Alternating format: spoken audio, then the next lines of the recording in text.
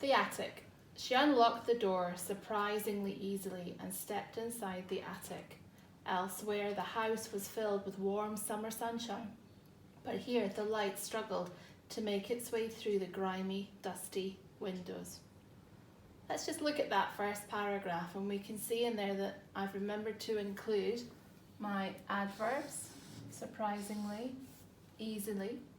I've started with an interesting sentence starter here, elsewhere. I have alliteration, summer sunshine, and I have a really good expanded noun phrase, the grimy, dusty windows. Moving on, her itchy, watery eyes adjusted slowly as she took in her surroundings. On the left stood an old cheval mirror standing against the wall. The long-forgotten doll's house, which had once been her favourite model, stood on top of the toy chest, now thickly covered in dust. So much dust.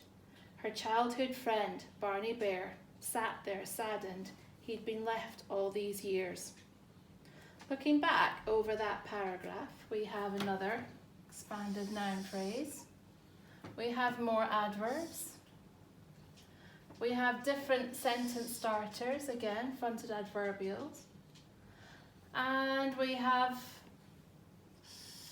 a relative embedded clause. We have a short sentence here to emphasize the amount of dust in the room. Moving on, she moved closer, breaking the blanket of cobwebs that hung like curtains, the floorboards creaking beneath her feet. The tatty carpet was just as she remembered, but now the putrid smell of mould and dust tingled her nostrils.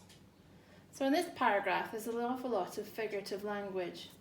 We have blanket of cobwebs, hung like curtains, floorboards creaking, onomatopoeia, beneath her feet. Tatty carpet, just as remembered, but now the putrid smell of mould and dust tingled her nostrils. We have some personification. Despite some junk lying to the left of the room, it was just as she had left it that frightful night in 1942. Here we have our subordinate conjunction. So we could change that sentence around. It was just as she had left it that frightful night in 1942, despite some junk lying to the left of the room. "Gran," called the voice of a young boy, "what are you doing in the attic? It's full of creepy spiders up there."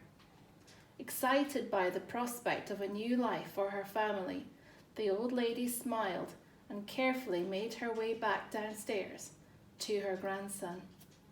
Here, the dialogue is clearly moving the story on to the next part of the story.